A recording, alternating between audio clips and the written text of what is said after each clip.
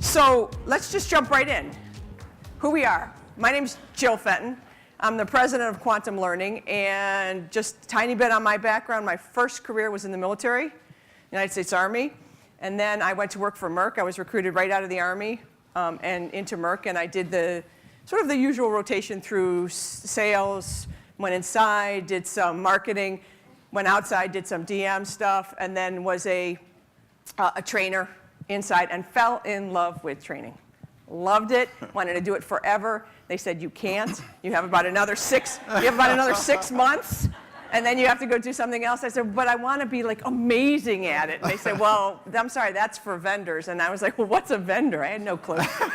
And they said, well, it's someone, you know, who does this specialized, and when we pay them to come and do it. So I've been doing that now for 20 years. This is my 20th year doing what I love. I'm still trying to be amazing, but I'm inching ever so close. You know, every decade I spend in this business, I think I get a little closer to my goal. And I'm really thrilled to be able to work with my friend George. George is an expert, especially in field-based training, so I'll let him tell you about what he does. I'm an expert only at home with my kids. So let's kind of qualify that one. So, yeah, they are. So my name is George Mims with Genentech. I'm a principal training manager, leading our emerging manager program and our field-based trainers.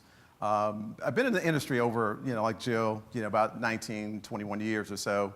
My pathway into the industry, I didn't know what a pharmaceutical representative was. I had a friend of mine that was telling me about, oh, you got to do this. I'm like, what is that?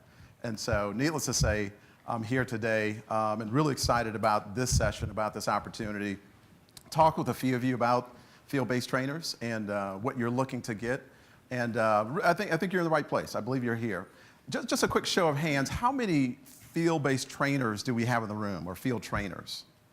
Wow, that's great. And how many are managers or leaders of programs that work with field trainers? Okay, that's great. Is there anybody else in the room who is not a field-based trainer or a manager of field-based trainers? Anybody else that has come to this? What is it that you do, sir? I'm a clinical trainer. A clinical trainer, all right, very good, thank you. Anyone else? Manager of leadership curriculum. Okay, leadership development, emerging leaders. That's also what George does. He does both of those things. Anybody else who we didn't cover who has, yes, ma'am? I'm actually, the field trainers are my colleagues.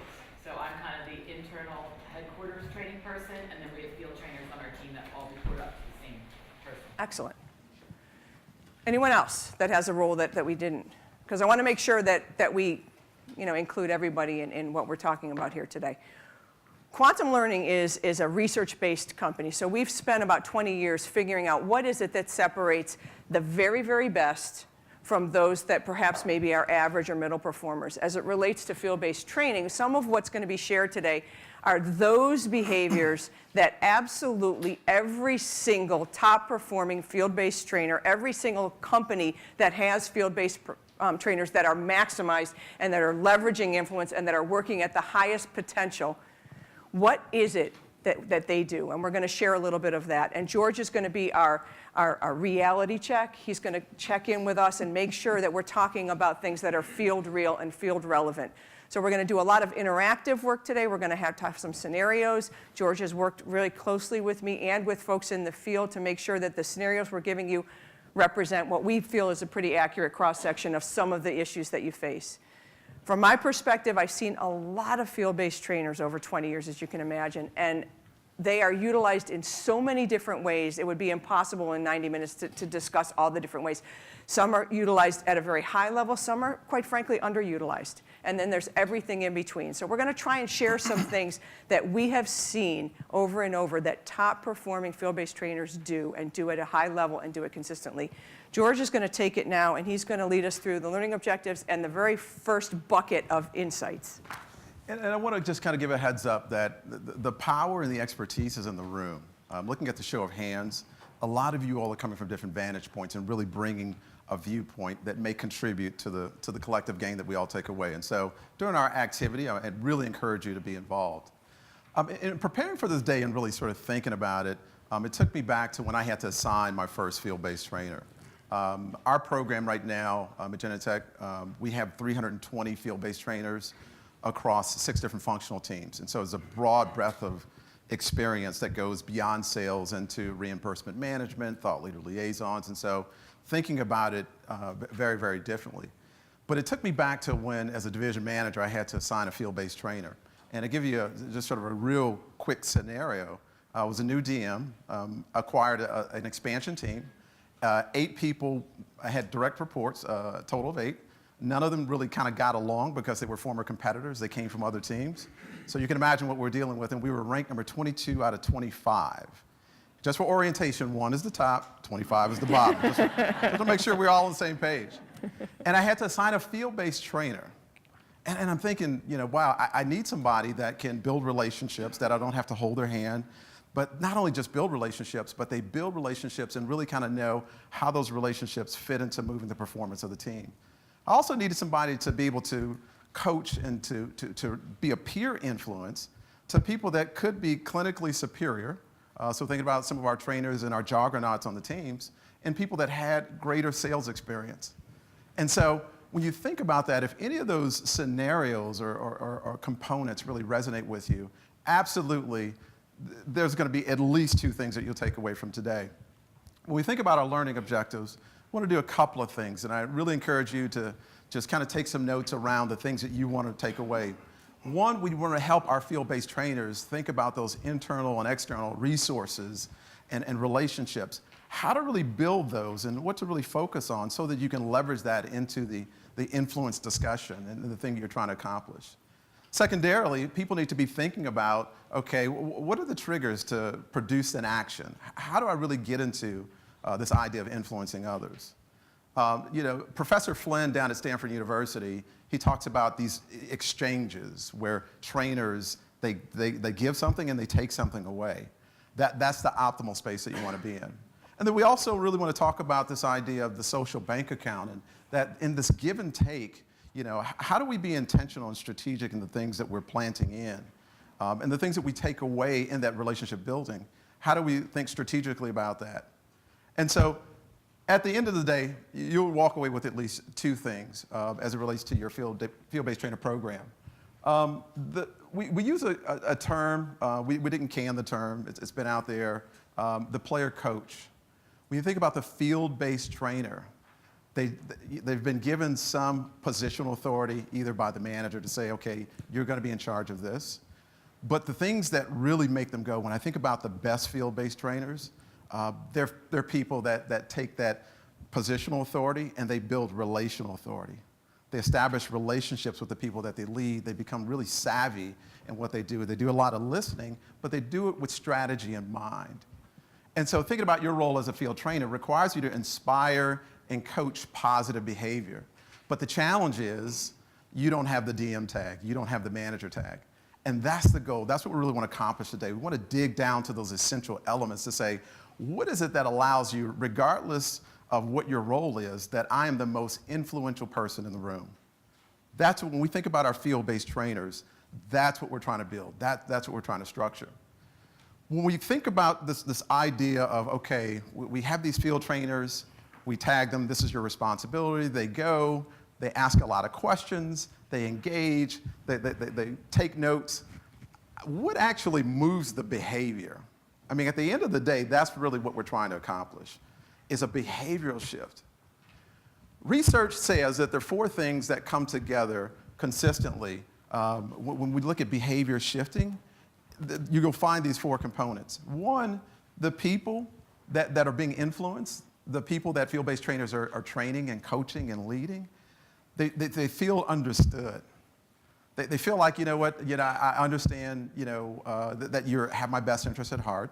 And that requires time. When I think back to my field-based trainer, again, we were 22 out of 25. We didn't have 6 months to get it right. We didn't have all year. We needed to get it right immediately. We needed to find out what were those things. And so the encouragement in that team of 8 that I had was, okay, you need to do a lot of listening. Find out where people are so you can lead them from where they are to where we need to go as a team. The other thing is that we have to identify what compels people to make that shift. We've all heard about the A to B shift and you move from here to there, but that's not always a straight line and it doesn't always happen overnight. There are a lot of things that really go into that. And Jill's going to get deeper into the components of that you can take away to help your teams navigate any terrain to be able to make that A to B shift consistently. The other thing that has to be present is that the pathway has to be simple. When you think about field trainers, you look across the industry, at least, I think it's somewhere between 60 and 75% have dual responsibility. They have a territory, and then, oh, by the way, the manager says, oh, you're the field-based trainer. And you're thinking like, okay, if you're the field-based trainer, the folks that raise your hand, I'm sure there are times where you're like, okay, wait a minute, I'm carrying 2 stones, everybody else gets a chance to carry 1. Simplicity is very important. With the marketplace becoming more complex, it becomes even more important for field trainers to be able to have a plan that's actionable and that's simple to execute. Again, the goal is to be able to deliver consistent results. And then to make that sustainable, people need to know that, you have my best interest at heart. At the end of the day, we spend a lot of time, but I'm giving you information in this social exchange, but I know that, you're going to help me to become better, that you're vested in my success. When you put those things together, it's a combination of expertise and the relationship. When those two come together seamlessly, that's when we really talk about, moving our field-based trainers into, from the positional authority that they're given into relationships, into impacting the teams, actually driving performance. When you think about, and you guys are the experts, who's the go-to person on the team that if somebody has a question or they really need to confide in sort of that place where I don't want this to come out on a conference call? Most of the time I would submit it's not the manager, it's somebody on that team. Somebody on that team has really gained that influence. And so we're talking about how to build that prospectively into your teams. So let's take a look at an example and really kind of start to unlid this and see how these components work. So here's the situation. I hope there are no Stevens or Nicoles in the room. If so, it just happened to be on the slide. So again, Steven's new to the company, recently downsized, but Steven's not a newbie. Steven's coming to this role with some experience, at least 8 years of experience. Nicole, there's always a Nicole in every team. There is somebody that just gets it. They wake up and it just clicks for them. That's Nicole. Top 5 in the region. Top 10 in the country, been a field-based trainer for about 6 months. So new to the role, but as an individual contributor and performer, Nicole knows how to get it done. So now all of a sudden the DM says, okay, I've tagged you as a field-based trainer. I've given you that responsibility. And all of a sudden you get this call like, okay, I need you to take a half day out of territory. I want you to go and work with Steven. So Nicole gets this call to go work with Steven because the manager has seen some really impeccable things in Nicole. But now he's saying that, if I can take what Nicole has and put it into Steven, then we have the best of both worlds. But it doesn't happen quite that simple. We know that. The other thing that compounds this is the fact that time is not on our side. We think about goals and goal planning. If the business starts to shift at the end of the quarter, you get a new sort of modified direction. And definitely at the beginning of the year, you're going to get a new direction that's additive or a course correction. And so there's some components that go here. So when you think about what Nicole should be thinking about is that, she's an individual contributor. She knows how to do it. She knows how to get it done. It's been recognized. But this idea of Steven is not really concerned about how much she knows until she can establish, I really care. I really care. And so here are the 2 pathways that typically show up. And I say this for folks that are building new programs is that, when we think about field-based training, it's not just about replicating Nicole's behavior. Nicole is fabulous. And if we could have several Nicoles on the same team, you're probably going to be on the podium like our keynote speaker consistently, quite a bit. But really thinking about that, so this idea of teaching versus training, sometimes we use those synonymously, but they're 2 very, very different things. They're different to the degree that this idea of transferring knowledge, so Nicole shares information with Steven. She says, hey, this is how I did it. That would probably be the tendency if you got a short fuse to get it done. Look, I tell you what, to do these things here work for me, you do it, you'll get the same results. Not necessarily so. And we know it, and the research backs it up, is that it produces some change, but the change is not consistent and it's not sustainable. That's the problem. So it's an immediate fix, but it's not something you could replicate consistently to get the results. What we're talking about as field trainers is this idea of training. So Nicole, instead of just sort of giving instruction, hey, here are the things that I did over my week. This is how I sort of scored out my customers. Here's where I segmented them out and I did this. She now becomes complementary. She becomes a sort of a person to inspire the change, but Stephen's actually one doing the training. Stephen's actually the one that's doing the stuff that's necessary to move the performance. And so it gets this idea of becoming a facilitator more so than a person that's didactic. Kind of like what I'm doing now, I'm giving sort of some instruction. How do we help our field trainers get to that place to where they kind of walk alongside? Here's the interactive part. And I just want to get a couple of things. And so this idea of thinking about that first bucket, feeling understood, what are some of the things that are just sort of top of mind that Nicole can do to really kind of communicate that, hey, I understand what you're going through, Stephen? So just some quick thoughts. Yeah, we got asking questions. Recognition. This is good. So questions are important. Again, it's an investment, it's an exchange. And so this idea, I can ask questions, but I need to also communicate that, hey, I hear you. And so keep that in mind as we go. Can I just ask, those of you that said ask questions, got it, absolutely right track. You're sitting in your office or in your car, you get this call, you're planning to go see Stephen because you're going to have to see him the next day. What questions are you going to ask him? You know you want to ask questions, but what specifically would you ask him so that he feels understood? I'd start with a really big open one, like tell me about, your last call, or tell me about, kind of what was going through your head and what you observed the doctor. Just get them talking. Just get them talking so they can get it all out on the table, and then you can ask more specific. Okay, over here and then back here, okay?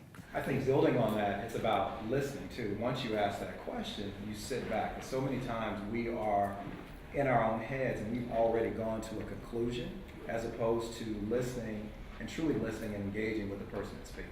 Interesting. So I promise I'll get to you. So the interesting thing from research is that we tend to think in statements. We may ask questions, we may pause long enough to hear the response, but we're formulating the next thing we want to say. And if you think about a field-based trainer, they're individual performers at a very, very high level. So the inclination is going to be to go from see to solve, right? So you may ask that question, they answer, and boom, you're going to tell them what you're going to tell them anyway, whether or not you ask that question, and they're going to feel that. They are absolutely going to feel that. It's going to be like, they threw out this perfunctory question because, somebody in training school told them they had to ask a question. But they're going to tell me what I'm supposed to do anyway, right? They're going to see through that. So back here and then up here. What do you got? Well, I was just going to say, I'm not a field trainer, but a classroom-based trainer. Just really asking them, what do they plan to get out of the day as well? What are their expectations for the work with? They know you're here. They know somebody told you to be there, right? So you want to check in. What do you want to get out of this? What do you got? Does Stephen know why you're with him? My goal is with him, and what did the district manager tell Stephen? We see what he tells Nicole, but what did he tell Stephen about that day? If he even told Stephen, Right. What do you got? They've been successful in the past, so asking them what they think, why they've been successful in the past, lets you know how they think. So then, what have they done to be successful, and how can you relate that to this job? Okay. Here and then here. I think kind of breaking down their barriers, letting them know that you're trying to learn from them as much as they're going to learn from you. Hopefully, you want to take what they're doing really well and train other people on that. So kind of makes them feel comfortable right off the bat. Okay. So you can see there's a lot of ways you can go. But the key takeaway, and I'm going to get right here. Oh, she said it? Wow, you guys are reading each other's mind. I love it. So the key takeaway is that first question is important, but it's that second question. And it's that third question. And it's building on those questions, not jumping right into your agenda. Right? You have an agenda that was given to you, but you need to use your judgment and you need to prorate that agenda and make sure that you're on Stephen's agenda so he feels understood. Anything? I want to take that a step, kind of take a step back and go back to that DM, have a conversation on specifically what closing skills am I looking for, so the expectation is set for Stephen, so it's transparent both ways. Right. Interesting. How many of you have ever seen a situation where the closing skill, they may not be closing, and they may not be closing effectively, but the problem wasn't a closing problem. The problem maybe was a listening problem, a planning problem, an insightful questioning problem, right? So closing is the manifestation. If you don't plan properly and you don't engage properly and you don't listen and you don't read the reactions of the physician, that close is going to be, oh, sorry, I'm on video, darn hard to achieve. And somebody's going to say, ooh, Jill's got a closing problem. Well, Jill had a planning problem. She was shooting from the hip, and she was closing and assuming that he was with her on that, but he wasn't, right? Okay. And I would add definitely to Chris's point, I think it's critically important. So if you're not the primary manager of the field-based trainers, it's important that you get that alignment with that division manager. Because when you think about sustainability, so Nicole can go out and actually do what she does and share the information and do it in a coaching kind of way. But if there's no pull-through on the backside, the performance lags. So just kind of keep that in mind as Jill takes us forward. I think there's also the risk that the trainer becomes the fill-in for the manager, and sometimes, to your point about it not being a closing problem, it's a planning problem. Sometimes it's not a training problem, like, well, this rep never uses resources. Well, is it that the rep doesn't know how to use resources, or is it that the manager is never pulling through, why aren't you using your resources? They know how, they're just getting away with not doing it. Yeah, that one is paramount. It's paramount because sometimes, back to some of the questions and some of the statements in the assessment, we kind of say, she or he is not doing this.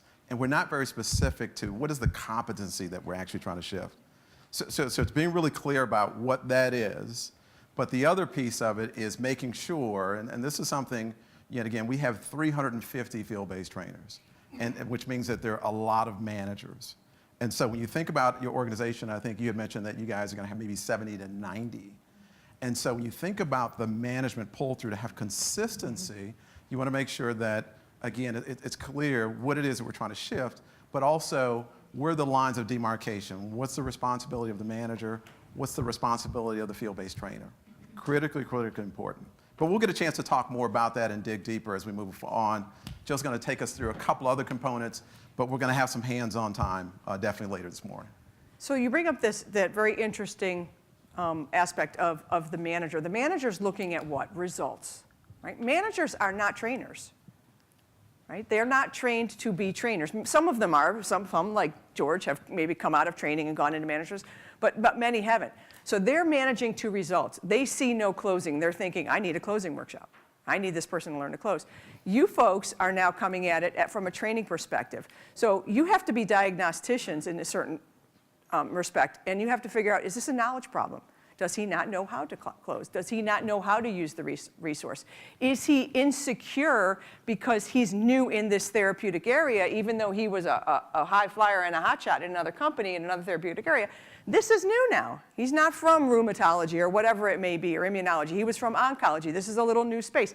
Is he a little bit insecure? Is it a knowledge issue that's keeping him from being able to close effectively? In which case, the remedy is a little different. Is it a skill? Is it really legitimately a closing issue, which you might have to back up and teach him a little bit about closing? Or is it a behavioral issue? He knows how to close. He has the knowledge. He has the skill. He's been successful in closing in the past, but he's gotten into some bad behaviors, which means you now have to break that habit. So applying the right answer or the right diagnosis, treatment to the diagnosis is really important, but you got to have that right diagnosis. And the DM, what they tell you, may or may not be accurate because of the vantage point that they're looking at. So let's move on to the next one. Lasting change does not occur overnight, and it doesn't stick. It often doesn't stick. And here we're going to do an exercise, and at the risk of having a very crowded room and people wiggling around and flailing their arms or whatever, I'm going to do it anyway. All right, so I want everybody, when I say I want everybody to stand up and find a partner, and give yourself a little room so you're not elbow to elbow with somebody else. But I want you to stand face to face with your partner. Pick anybody in the room you want.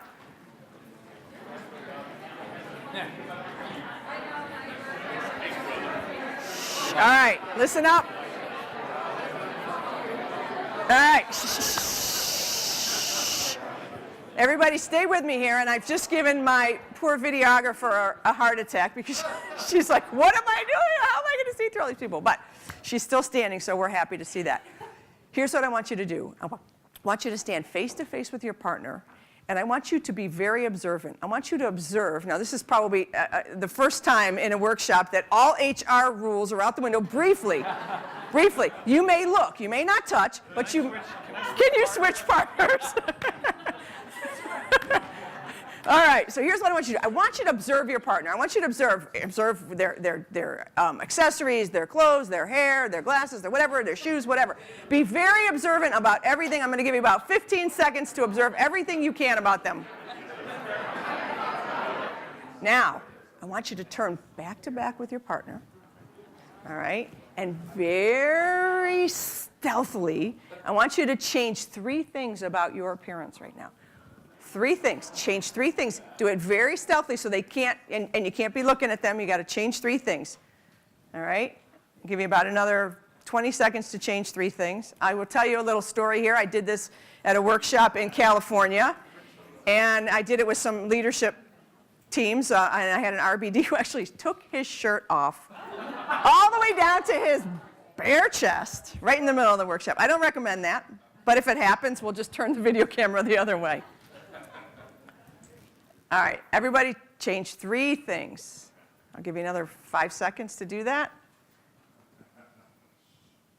Ooh, some of you are very stealth.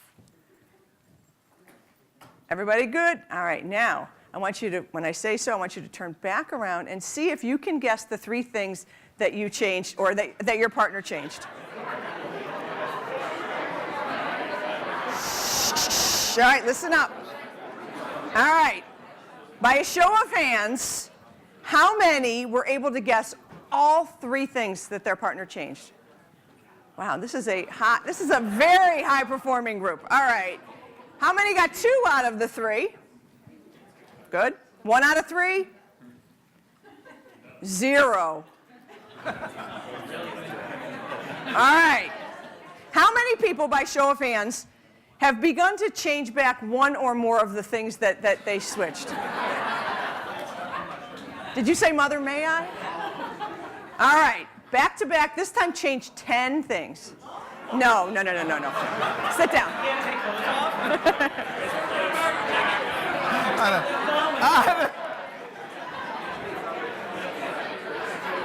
All right. So let's talk about this. Why do you think we just did that? Why did we do that exercise? Besides the fact that it was fun, and you guys got to get up and move around and wiggle around and move things from one side to the other. Why did we do that? Somebody give me an answer. See, what's your observation skills? Fair answer. We are in the observation business, right? And part of our EQ or our emotional intelligence is being observant and doing something about those observations, not just seeing them, right? What else? What's another reason we might have done it? How fast we change back. Seeing how fast you change back. Thank you. Interesting. Ah. So, why was it that pretty much unanimously everybody began to change things back? Uncomfortable. What else? Embarrassing. Well, depending on what you changed. What do you got? It was only temporary for the exercise. It was temporary for the exercise. That was your perception, right? Okay. What else? Back to normality. Back to what's normal for you. Very interesting. I asked you to change 3 things, but I didn't give you any reason to change it that mattered to you, right? But I had some positional authority. I'm leading the workshop. You're sitting in the seats. I'm standing up. Okay, I'll do what she says because there's a lot of people here and we're on tape or whatever.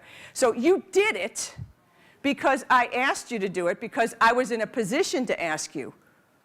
But I didn't connect it to anything that mattered to you. There was no benefit perceived by you to turn your name tags like this. There was no benefit to take your ring off this hand or your watch off or to put your hair behind your ears. I didn't say, oh, you'd be so much cooler if you unbuttoned a few buttons on your shirt, whatever. There was nothing that connected it to any reason that you cared about. So imagine if I'm Nicole and I'm riding with Stephen and I say, okay, here's what we're going to do. We're going to learn we're going to do this, we're going to do this, we're going to do this. This is what I want you to do in terms of closing. I want you to ask this, I want you to do this, and this is how I want you to say it. Got it? What do you think Stephen's going to do? I'm going to get compulsory performance because I'm the field sales trainer, and he doesn't want me to go back to the DM and say, this is an uncooperative dude. We got to lose him. Right? So he's going to give me what I'm asking for. But what do you think is going to happen the minute I leave him? Go back. He is going to go back. It is not going to stick. Because one is, I haven't understood him. I haven't created any value in him making these changes. I've basically seen it, solved it, told him what to do. He's going to comply. But when he has his discretion, he's going to go back to exactly what he was doing before. And that's what we do. That's what happens. Not only does it happen with Nicole and Stephen, it happens sometimes when we're out with physicians. We ask them, do this, do this, do this, do this, do this, and they agree with the data that we're showing them, but we haven't connected it to anything of value for them. So what do when they go and get stuff? And when we're not there telling them, do this, do this, do this, they go right back to their habit. So it's an illustration of why change is so hard, because it feels weird, and why it sometimes doesn't stick. So we have a much better chance of changing Stephen's behavior if we connect it to something that matters to him. And those questions that you ask when you're trying to be understood by Stephen are going to be really important to creating this stickiness. Because then when you tell him, hey, listen, you want to really show that you can do this in this job. You really want to, you've just moved to this area. You want to solidify your community. You want to raise your kids here. This is where you want to stay. These are very important to you. You want to do well here. You want to move up within the organization. We're going to get you there, man. We are going to do this together. And here's what we're going to do. We're going to figure out what you need to do in order to close those deals. Whether it's closing, okay. Whether it's planning, okay. We'll work through it together because you want to be successful here, and I want that for you. Now, don't you think then when Stephen and I figure out those couple of things that he needs to do, and I link it back to, I can see, you are just, you're building that extension on that house you just bought, that he's going to feel connected to the changes, much more so than me saying, okay, do this, do this, do this. And it's not our fault, really, because the curse of knowledge, all of you in here who are field sales trainers, you were selected because you are top. You can do it yourself. So you have that curse of knowledge. Because you can, sometimes the tendency is going to be, especially when you're crunched for time, to try and solve it for Stephen. Instead of taking a few steps back, you got to go slow to go fast, and really figuring out how you're going to connect these changes to something that matters to Stephen. Does that make sense? So let's talk about this changing 10, all right? Somewhere between 3 and 10, I crossed a line with y'all. You were not changing 10, not for me. Now, maybe if my handsome colleague here would have asked, you would have done it for him. I don't know. But you certainly weren't doing it for me. So somewhere between 3 and 10, you're not even going to get compulsory effort. So Stephen might be willing to do this on the call with Nicole. But if she starts saying, do this, do this, do this, do this, do this, Stephen's going to go whoop and shut down. And so somewhere there's a line. And you don't know where the line is. The line might be at 3. The line might be at 4. The line might be at 2. It might be at 10. You don't know. But I crossed the line between 3 and 10 with you folks, and you could feel it. You were not doing it. Yes, ma'am? Question. A lot of our questions seem to be around, you know why you're here, those type of questions, which makes sense. But based on what you're saying, it seems like starting with questions such as, tell me about yourself. How has the move been or relocation? How's your family doing? Those kind of rapport building questions would be essential in terms of linking in back the change. What do you think about that? Steve, what do we know about Stephen? Stephen got downsized. You think his mojo might be a little just compromised? I mean, a lot of really great people are being downsized these days, and they're landing other places, but it still is not a pleasant experience. So his confidence might have taken a little hit. Talking about that, getting that open, what do you want to accomplish? What were your goals in coming here? Getting a little bit below the surface. Very good, thank you. Yes? I think part of that, at least my perception, is early on, part of that question and answer part, I like that first step, is whose advocate are you? Are you their advocate or the manager's advocate? And establishing that you're their advocate, I think is important from a credibility and trust perspective. So I think you demonstrated that in kind of what you're talking about, that you're there, in essence, you've got to listen and understand and ask questions. Is that something that you do or you've seen done? It works for you? Does it work for others? That making sure that they understand you're their advocate? You're not a spy? The other thing that I would add to that is that kind of what we were talking about before, the balance and clarity between the manager and the specialist. So the person that you're training knows, sort of the full game plan. This is what's expected. And I think establishing, I'm not going back and talking to the manager about this. This is our time. Making sure that those are really, really clear. So that's a great point. So the key, yes, please. Sometimes we forget what it's like to be sales reps too when we get into training. And I really, in this case, a couple of things come to mind. One is the manager's seeing a snapshot in time, and you start to empathize with Steve and say, okay, he's new to the area. Maybe he's not closing well because he doesn't feel he has the credibility being a new person. Maybe his access is off. Maybe he's having trouble. He doesn't think he can take that next step. And I think again, just building that trust. And I know it's annoying when people come out in the field like, look, I carry the bag. I know what it's like. Like, okay, great. But you don't know. But you don't know what it's like to be Stephen. You just don't know what it's like to be Stephen. And the way you close, given your personality, maybe you have a very, a very driver type of a personality. Maybe Stephen's a little bit more laid back. Stephen's not going to close the way you close, not on any day. But is he going to be successful? Absolutely. I think that's a very valid point. That's something that I was reminding myself of too when you talk about, hey, I've done that before. Yeah, you did it, but maybe you did it in 2010, and it is now 2016. So your whole reference point is not the same as the person you're speaking to. So to always understand, you want to connect with the person and understand where they're coming from. Maybe he came from a territory that had amazing managed care access. Maybe now he's in one that is a little bit more difficult. So he's going to need to pull out a bag of different kind of behaviors now. What do you got? I think you need to find some common ground. It doesn't have to be, I carried the bag, I did this. It's just some sort of common ground. Credibility is made of two things. Credibility is made up by expertise. Clearly, Stephen knows she's got expertise. I mean, her credentials are known to everybody in the organization. But credibility is also equal parts expertise and relationship. And we're talking about the relationship part. And that's really critical. And sometimes when we get pushed for time, the first thing that goes is the relationship, and we go right for the results. It's human nature. And we have to remember that. Yes, what do you got? Well, I was just thinking, because I'm a field trainer, some of the things that I am thinking about now is kind of building on a lot of the combining, is a lot of, when I'm mentoring, it's a new hire. And one, you gotta find the background. Do they have a background and experience in that disease state or the product area? But then finding out, because most of the people who are mentoring are expertise in that area. So it's, part of my learning curve was, where should they be a month after training?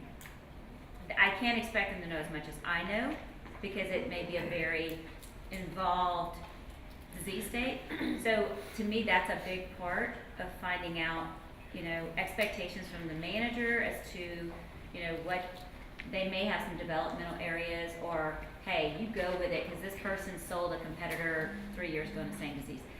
I think that's huge because that can vary so much. It can vary. It's going to vary by person to person where they should be after a month. That person who's sold for a competitor, they may actually have some habits that you might need as a field trainer to break, and it's going to be hard because obviously that person may think that they don't need the field-based trainer because I've been selling it, against you and kicking your butt for months, right? What do you got? I think in Nicole's situation, it would be really easy for her to assume something of Stephen based on what the DSM is saying. So rather than doing that and going solely based on the feedback that she's received, taking the time to establish the relationship, but also to, we all have core competencies in every different part of the company, but understanding what that individual's competency and baseline is so that you have somewhere to build off of, rather than assuming that, it's definitely a closing problem or a certain selling skill. Maybe it's something else that's going on. Making assumptions is something that is a universal. It's not unique to field-based trainers. It's not unique to DMs. It's not unique to representatives, clinical specialists, or whatever. It's something that we tend to do. And the more that we know, the more that we assume. This next one is this idea of keeping the path simple. And I think George really covered this fairly comprehensively. And what I would add is that in order, he talked about going from A to B, right? And it's not always a straight line. Sometimes it gets harder, just like it did when I asked you to change those 3 things. It felt uncomfortable. And sometimes, if it's too hard, if I give you too many things to do, if I don't connect it to something that matters to you, there's this silent killer of change. When it gets difficult, if you can't go back and dig into, you know what, I got to push through this. I got to try and keep doing this. I have to keep asking those questions to the physician. I need to plan, even though I can't assume that I know what's going on in that office. I have to ask. I have to plan to ask. I have to plan what I'm going to ask if I get this answer. What am I going to ask if I get this answer? I have to do that. I have to push through it because I definitely want to make it here, and I want to be successful, and I want to go on that President's Club trip to Barcelona at the end of the year, whatever it may be, right? So I have to push through that. And the best way for us as field-based trainers to do that is to give the changes, make sure we link them to something that matters so it sticks, and make them incremental. If there's 10 things that Stephen has to change, you can't tell Stephen to change all 10 on one call or on one field ride in one half day. You got to prioritize and help Stephen prioritize for himself. Say, what is the 1 or 2 things that we're going to get you doing right now all the time? We're going to plan, and you're not going to stop with one question. You are always going to find out what's going on and why are they doing it that way. What are they doing and why? You're not going to just message. Find out what, boom, I got the message for you. In the same way that I'm not going to ask Stephen questions, the first question, and then tell him what to do. I'm going to find out what he's doing, why he's doing it that way, and work with him on that. So I'm going to break up the changes and to make them incremental and give Stephen just a little bit. Let him get that down. Make that a habit, as opposed to trying to give him a bolus of everything he should be doing and could be doing. Does that make sense? Breaking those changes up. How many people have ever tried, any golfers in the room? Any really good golfers in the room? In the other session. Right. You know, one of the things that happens when we're playing, sometimes if we're playing golf, whether it's golf or another sport or whatever, we're doing pretty well and we think, ooh, I want to get even better. So we go take a golf lesson. And what happens? We go from playing pretty good to ugh. Because what happens? That pro tells us, all right, I want you to do this. I want you to keep your head down. I want you to balance your hips. I want to move your weight. I want you to land like this. I want your arm here. I want this or whatever. And now all the things that you were doing pretty well by habit, now you're thinking about them, you're overthinking about them, and now you're not even doing them well. Because he's given you too many. He's not kept it under the threshold where you're going to go back. Okay? So, quick lessons to making things stick. There's 3 areas that we as trainers can do. One is this idea, the more they do something, the more likely they're going to do it again. So cherry picking those few things, Stephen, here's what we agreed that you're going to start doing all the time. You are not going to go into a call unless you find it, you plan, and you plan to find out this. Just do that for the next 6 weeks and see what you go, right? So the consistency is important. So whatever it is that we decide, Stephen, can you commit to doing this consistently? The next thing is, can you do it intentionally? The longer between Stephen tries it, when you talk about it and he agrees to it, when he tries it, the longer that it goes between there, the more likely it is that it won't work or it won't stick. So you want to, on that call, say, okay, let's pick a couple of things. We're going to do this. We're going to remember to do this on every call, and we're going to do it right now on the next call. So let's put it in our head, and let's go do it. The last thing, so it's consistency and intentionality, and then this last thing, the bottom line, is this accountability. Stephen, you need to hold yourself accountable. I'm not going to be with you tomorrow. I'm not going to be with you next day or whatever. You need to hold yourself accountable for consistently and intentionally doing these 2 things from now on. And call me a couple of times a week. Let me know how it's going. Does it feel differently? Are you getting a better result? And then we readjust from there. But now Stephen's going to feel like you understand him. You've given him things that matter to him, things that he can do himself, hold himself accountable. It's doable. It's easier for him. He can get past that, ooh, it feels a little weird. All right, I'm going to do it. I'm going to do it. I'm going to do it. And you're going to check in with him. He knows you care. Does that make sense? So, anybody have anything that they, with the Stephen and Nicole situation, any other things that would make this easier and simpler for Stephen to digest that we may not have covered? Yes? I think point out what he's doing really well. Point out what he's doing really well. Brilliant. get him doing more of what's working, get him to stop doing what's not. Then that what he's doing more will really elevate him. Well, and he's not going to hear you if all you do is come at him with opportunity after opportunity, which I think is the gut instinct. All right, so I'm Stephen. Pretend I'm doing something really well, all right? And you notice something that I'm not. How will you serve that up to me? Well, at first I would ask him, a debrief after the call. I always ask them, how do you think that went? What did you, kind of get them to debrief kind of first. But also, I think, point out one thing I really liked about what I saw, or, I saw you do this and that was really great, and kind of talk about that first, and then going into, one area that, that I saw, what do you think about doing this, or, kind of starting with the positives after they debrief, and then going into the opportunity. So it's not, what I'm hearing is it's not just compliment him a little bit so you can kick him in the tail right after, right? It's genuinely, this is driving your performance. This behavior here is a secret sauce for you. You need to do that. And we need to stop this one because it's detracting from it. So let's concentrate on how can you do more of this and stop doing this so this great thing that you're doing has a chance to bubble up. So the sincerity with which that thing you're doing great is important. It can't feel as though I'm just setting him up so that I can kick the chair out underneath him. Yes. How about also letting Stephen be a participant in how he's going to make the change, instead of you telling him, you say, okay, how do you think we can do this? Interesting. So you've identified that this isn't working, and you say, so the way that, from your vantage point, how might you do this differently, or how might that work for you, as opposed to me, Nicole, saying, stop doing this, do it this way, or whatever. And how do you think he's going to feel on that? How invested is he going to be if he's the one that said, yeah, I realize this is holding me back. What if I did this? And I said, bing, bing, bing, let's do it on the next call and see how it feels. You think he's going to feel more wedded to that change? Yeah. But sometimes it's so much, anybody have children in this room?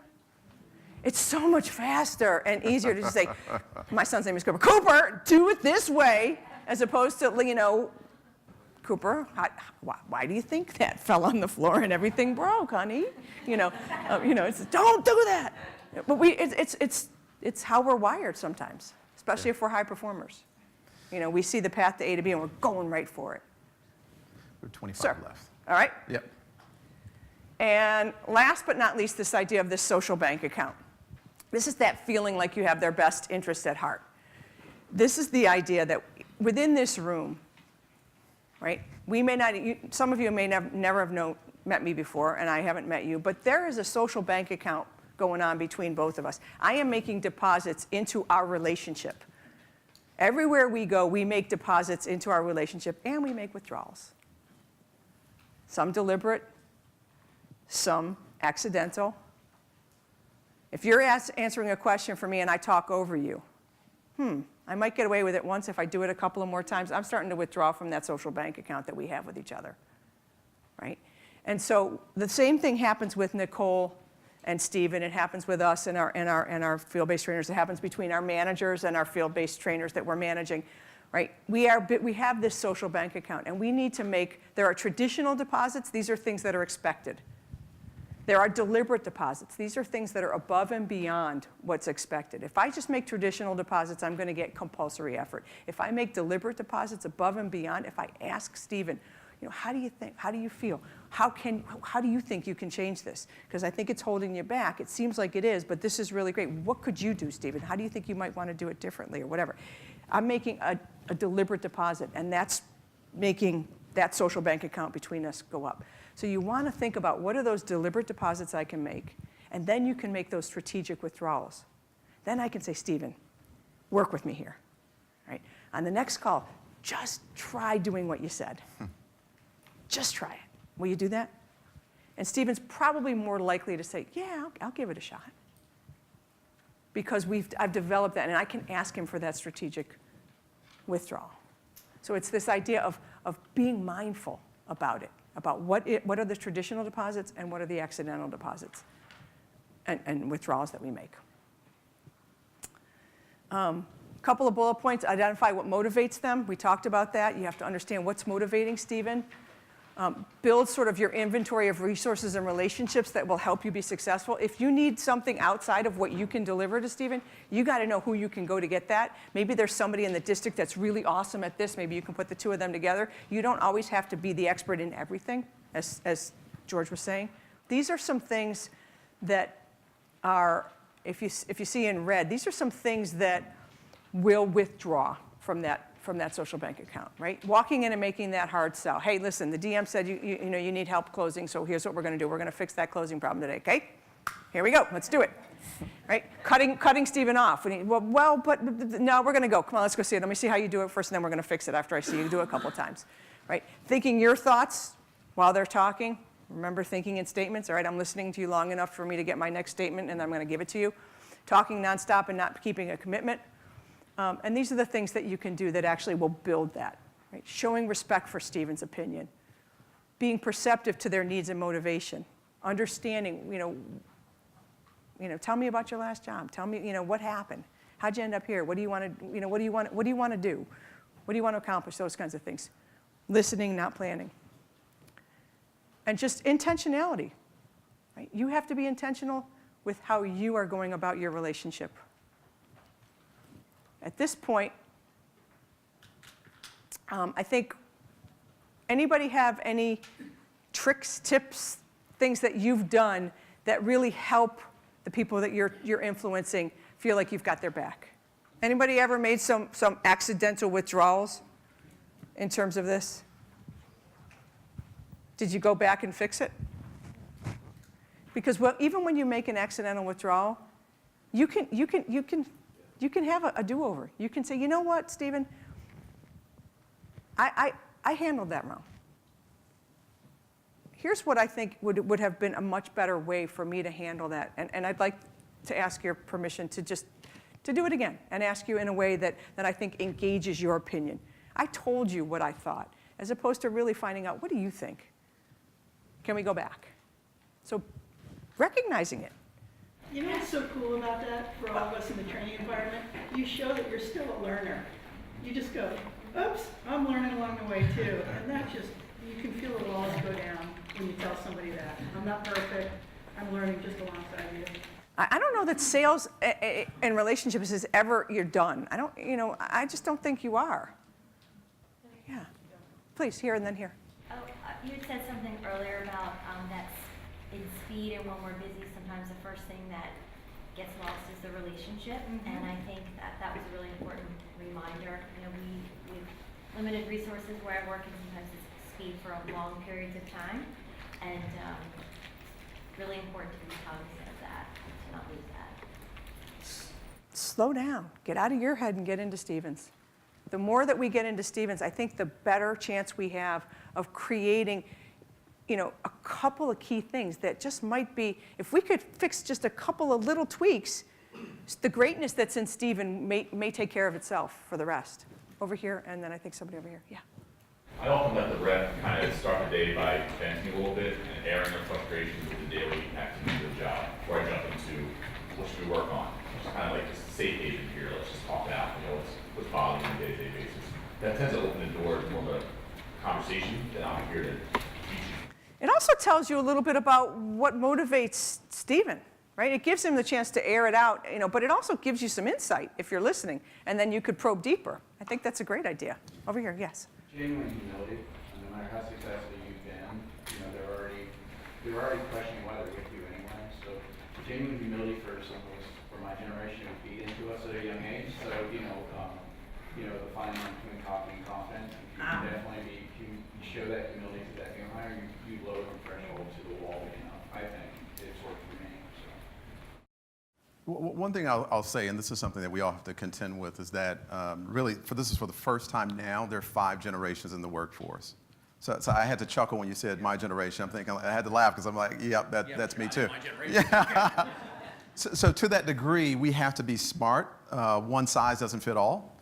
So just a quick summary. I'm hoping that you picked up maybe just, even if just 1 or 2 little tweaks to what you're already doing that might, sort of move that needle in your relationships with your peers and help you get a little bit more of that discretionary effort in behavioral change and help those changes that you're coming up with your team stick. So this is just sort of a wrap up of some of the at a glance. The one thing I want to talk about, and I hate to sort of run the risk of ending on a low note here, but sometimes if we're not getting the changes that we think we should be, tendency, human nature, I do it, I tend to think, what's wrong with them? And maybe I should be looking in the mirror and saying, is it me? Is it something I'm doing? Is it some way that I'm communicating or not communicating? Is it in my engagement? Do I really understand this person? Am I taking the time to understand them? So sometimes asking that question, is it me, and not letting it be you, is really important to step back and do that. George, thank you. Thank you.